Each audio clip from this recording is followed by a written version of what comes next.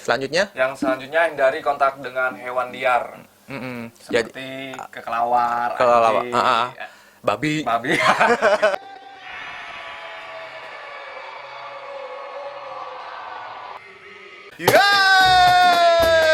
Welcome to Kumpul Bareng TV. Kita kembali lagi di acara Kumpul Bareng TV. Kalau kalian suka video ini, jangan lupa subscribe, di like, komen, dan di share buat teman-teman kalian yang belum tahu bisa tahu juga. Oke, malam ini ceritanya kita ingin lebih menghimbau lah ya. Jelasnya menghimbau buat teman-teman dan masyarakat yang ada di Indonesia. Yang ada di Indonesia pokoknya. Tentang pencegahan virus corona yang sudah merebak di seluruh dunia. COVID-19. Ya, apalagi di Indonesia sudah meningkat terus jumlah korban yang positifnya gitu.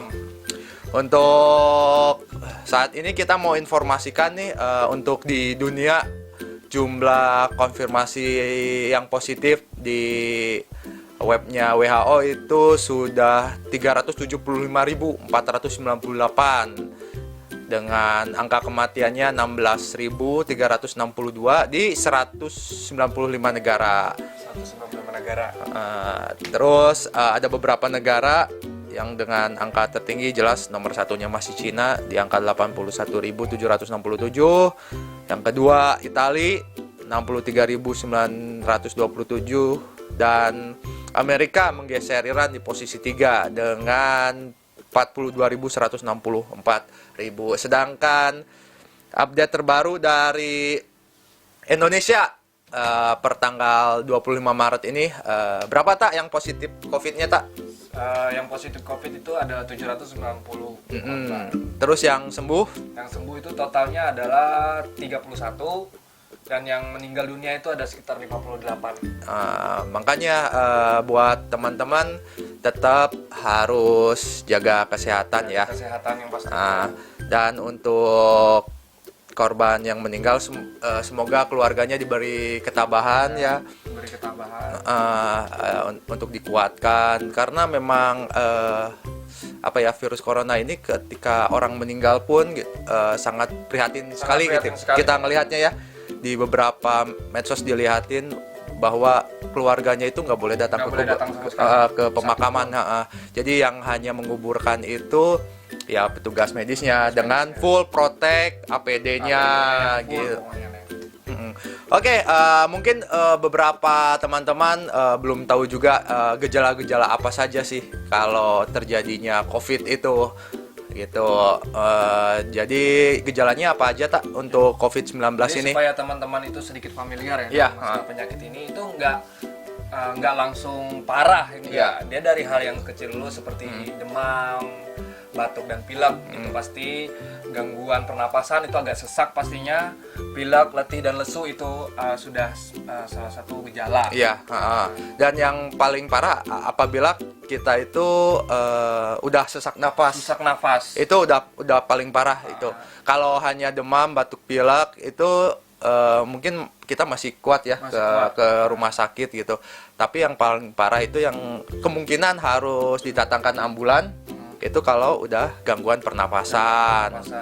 Benar banget. Dan untuk mencegahnya teman-teman dari COVID-19 ini, yaitu pertama kita itu harus rajin cuci tangan dan air setidaknya selama 20 detik. Itu paling maksimal itu atau lebih baiknya itu menggunakan air yang lebih mengalir. Untuk membersihkan tangan itu di air yang mengalir. Terus gunakan masker jika sedang sakit flu atau batuk dan jika sedang pemulihan dari sakit. Jadi harus Bang. Ya harus. Jadi sebenarnya untuk pemakaian masker ini saya tahu juga dari Dokter Tirta waktu dia diwawancari oleh Mas Dedi Kobuser. Jadi itu tiga subjek yang harus memakai masker itu. Orang medis, orang yang lagi sakit ya batuk flu gitu, sama orang yang berisiko terjangkit. Beresiko terjangkit. Cuman beresiko terjangkit ini tuh menurut Dokter Tita tuh agak-agak di zona abu-abu gitu. berisiko itu seperti aparat yang sedang bertugas gitu kan, yang berisiko dengan COVID, petugas bandara gitu. Cuman kalau menurut saya nih ya, kalau kita terpaksa tidak bekerja di rumah, kan kita naik transportasi umum tuh. Nah, untuk mencegahnya ya pakai masker gitu. Kan bisa saja kita terpapar oleh orang yang lagi sakit kan, pas mereka nggak pakai masker. Nah, itu ketika pas sudah sampai kantor mah maskernya dibuka lagi aja, dan nggak sakit kan, bro. Kasihan teman-teman kita yang sebagai orang medis, dokter gitu, membutuhkan sekali APD ini ya. Membutuhkan banget. Karena ini APD-nya sangat terbatas. Gitu. Apalagi yang saya tahu APD ini tuh katanya setiap sekali mengunjungi pasien yang terpapar itu harus buang. Ganti lagi gitu. Buang, ganti baru. Terus pencegahan yang berikutnya adalah masak daging dan telur hingga matang. Jadi nggak boleh yang setengah matang, diusahakan matang semua. Full lah pokoknya. Terus yang selanjutnya? Yang selanjutnya hindari kontak dengan hewan liar. Seperti kelelawar, babi. Hewan ternak itu. Lebih ke hewan, ibaratnya itu kalau sekarang tuh hewan-hewan eksotis. Gitu.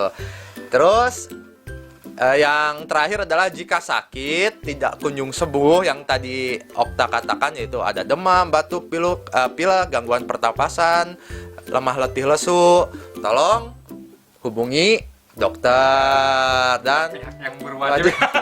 Tapi hubungi dokter. Jadi sekarang itu pemerintah membuka call center untuk masalah penanganan COVID ini. Jadi kalau untuk kalian yang merasa demam, batuk pilek, sesak pernapasan, terus lemah letih lesu. Nah, terus sekarang agak-agak parno nih, apakah aku kena COVID-19? Boleh telepon di 119, extensionnya 9. Nanti kalian utarakan aja di situ, ada keluhannya gitu, konsultasikan di situ, karena nggak semua pasien itu bisa dirawat inapkan gitu. Isolasi di rumah sakit, karena rumah sakitnya pun nanti terbatas juga gitu. Terus selain call center 119, kita juga udah tahu dari Kementerian Kesehatan bahwa ada beberapa aplikasi untuk konsultasi kesehatan mengenai COVID ini. Salah satunya itu Halodoc.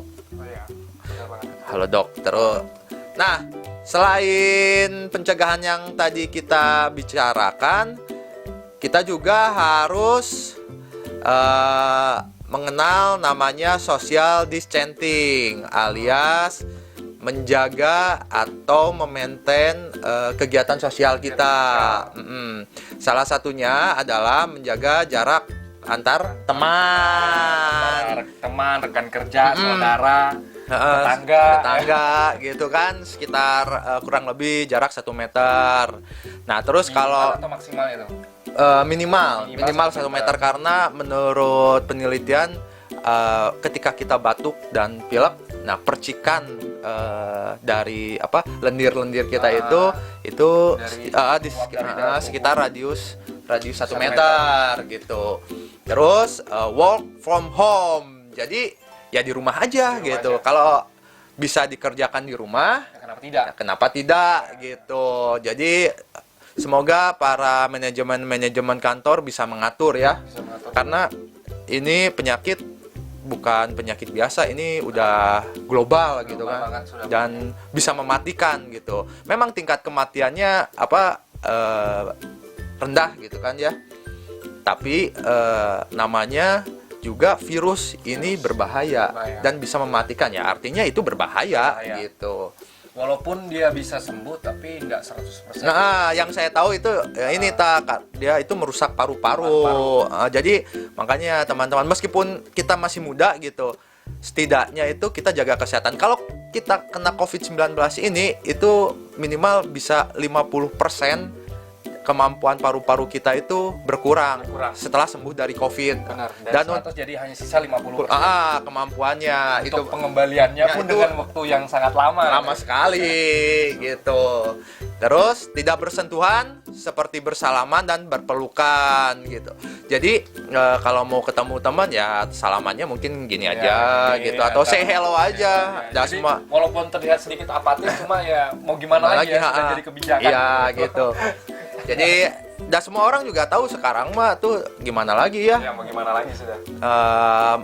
Menurut aku tuh sekarang tuh tingkat sopan santun kita agak berkurang, tapi dah gimana lagi ya.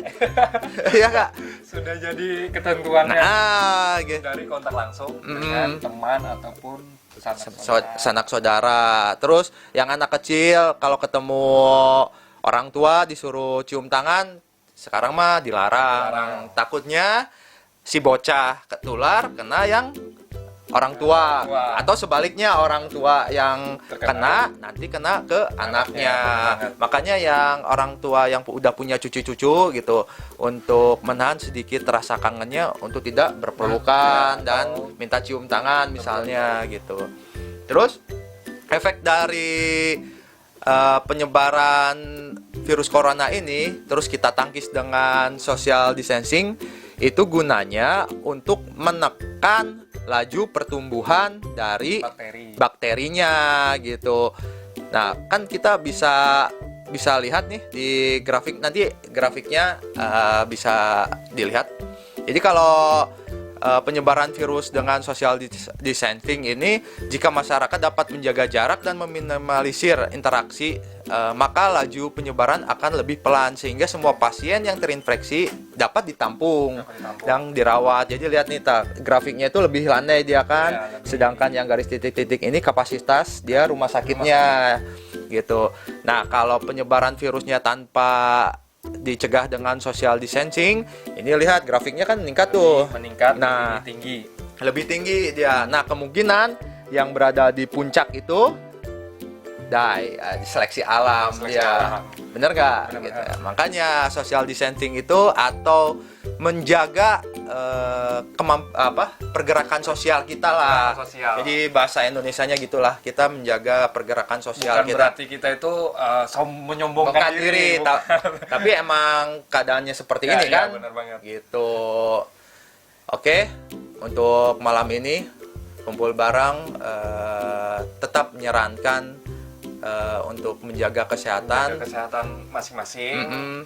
4 sehat 5 sempurna itu tetap sudah pasti. Tolong juga berikan informasi edukatif juga teman-teman dan para subscriber kita. Mungkin subscriber kita masih sedikit ya, 108. Tapi siapa tahu subscriber kita yang di luar sana bisa menyebarkan informasi dengan benar sehingga dapat mengurangi pencegahan dari penyakit COVID-19. Nah, itu. Oke, kalau suka dengan video ini tetap subscribe, jangan lupa nonton video-video kita sebelumnya. Apalagi terus jangan lupa di share juga ya. Tinggalkan jejak kalian yang di kolom komentar di bawah. Itu mau apa aja, mau komentar apa, positif, negatif, yang penting itu setidaknya bisa menambah pengetahuan tentang kami lah, atau kekurangannya dan tentang COVID ini ya. Benar banget. Komen ini tetap di Kumpul Bareng TV.